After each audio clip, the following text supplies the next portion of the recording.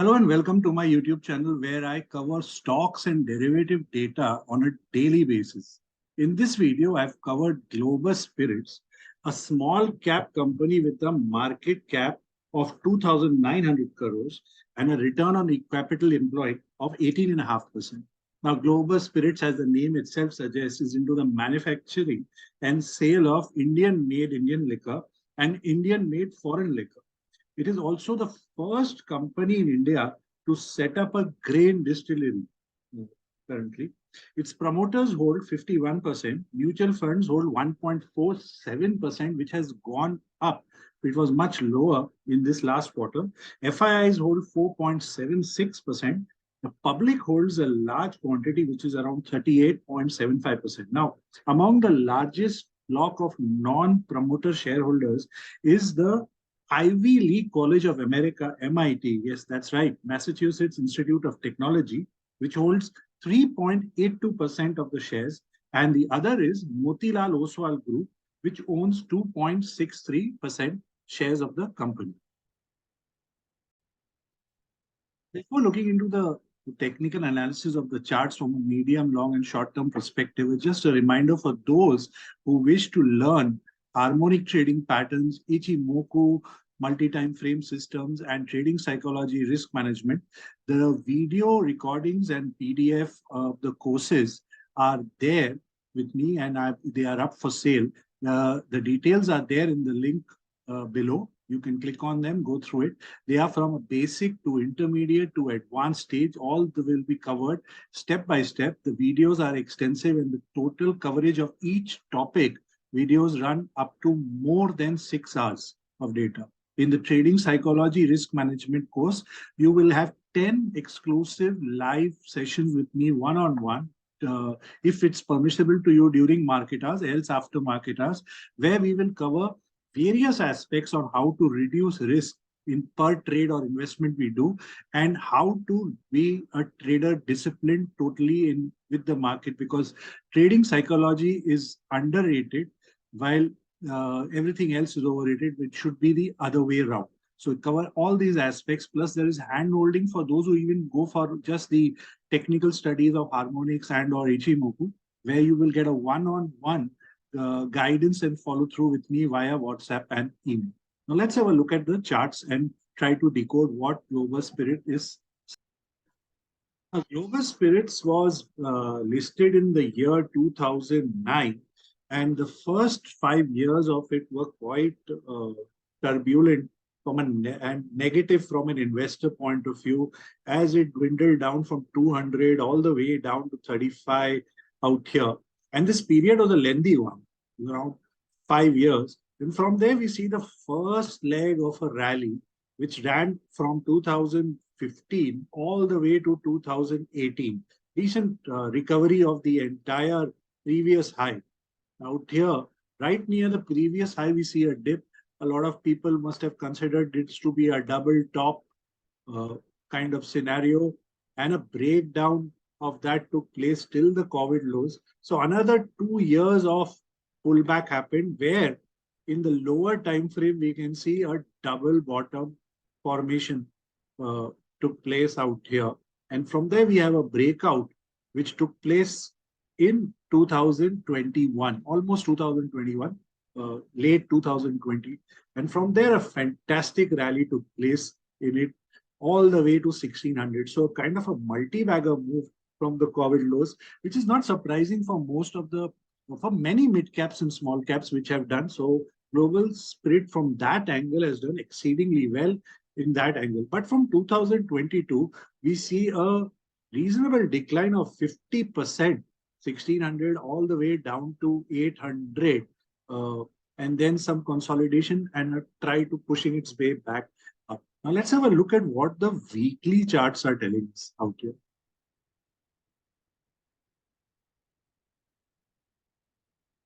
In the weekly charts, we can see this consolidation took place for quite a long period of time. This is quite a lengthy period of thing from September last year, 2022, till March of this year. Steady period, consolidation out here, and then the up move has come. Now, In the weekly, it's gone into a cloud. Normally, a thing which goes into a cloud in Ichimoku suggests a lot of volatility in the stock happening, which will be, we could see periods of sharp candles both up and down in the stock in this zone out here. Now let's have a look at what the daily time frame is telling us. In the daily time frame, we can see a super duper cup and handle breakout out here. This was the cup, and this is your handle, and a decent breakout has come out of that in the short term. Now, what lies ahead for it? Let's try to decode that. Now, in the lower time, it's done that cup and handle breakout has moved and done a 1.27 Fibonacci target, which is a kind of a resistance. The next big one is at 1.622. So this 1080 to 1100 is also a resistance from the weekly point of view, which I will show to you in a second first. Yeah. Let's go back to the weekly and decode that. Okay.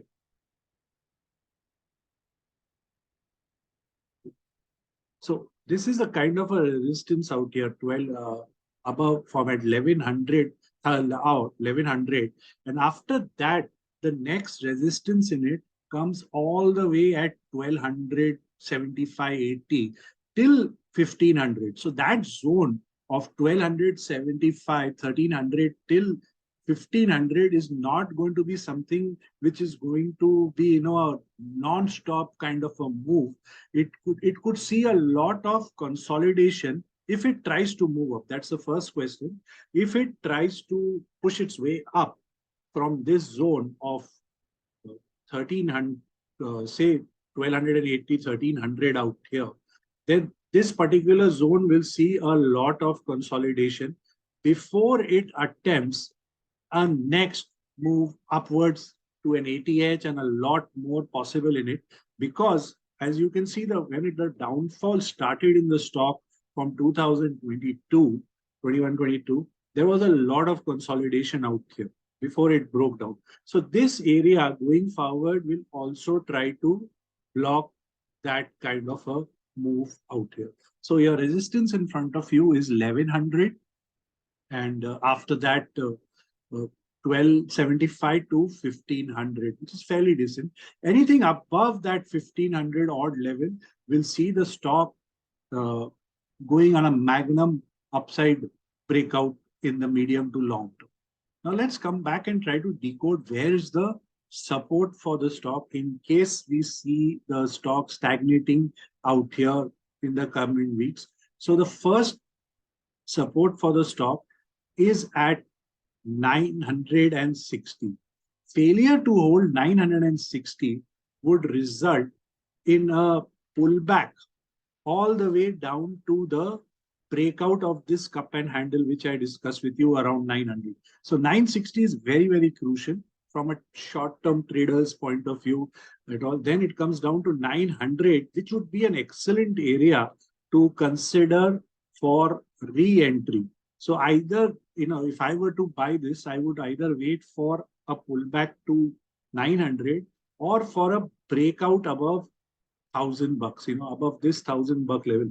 In between, I would not try to do a fresh entry at all in it. From my perspective, I could be totally wrong in it. Everyone has their own strategy of trading, but I need that risk reward comfort to come in my favor. So I would look at it like that. So this level of 900 to 800 and to 850 odd is something, 25 odd, 900 to it is an area which could again see a lot of smart money entering now. Just like we saw in the consolidation which took place before the breakdown and which is now in future going to be a resistance for it. Similarly, we see a lot of accumulation happening in this zone, in this particular zone. So again, if in case there is a breakdown or a sell-off comes in the stock, it will be tough for it to break below this. And we could see again smart money entering to push its way up. The stock, in case it breaks down to that 900, 850 odd level, and fails to hold that, then my view would go wrong if it fails to hold 775. So for me, the entry positions would be based on that way only I would look to enter. If I was holding the stock from a very short term perspective, I would keep 960 as my trail. And if I'm holding it for a much longer period, looking for 1100, 1200, 1300, 1500 or more, then I would look for 775 as my trail, because risk reward that way looks much better to me from that angle, at least from a 1300 to a 1500 angle point of view. Stock overall, liquor industry has a lot of uh, political influence, etc. in it.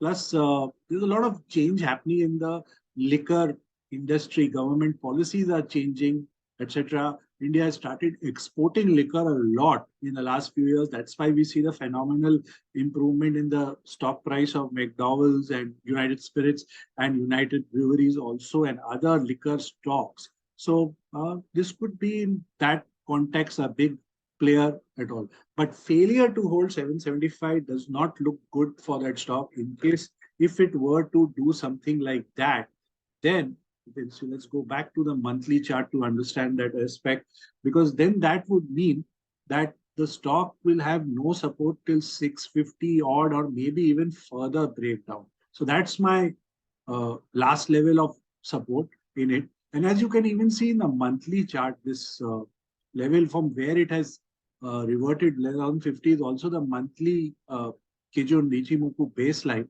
So some kind of pause, possible reflection in that area also. If it takes it out, then it's going to be a very fast move upwards, as I have suggested. So I hope this video is of help to you. A disclaimer before I wind it off.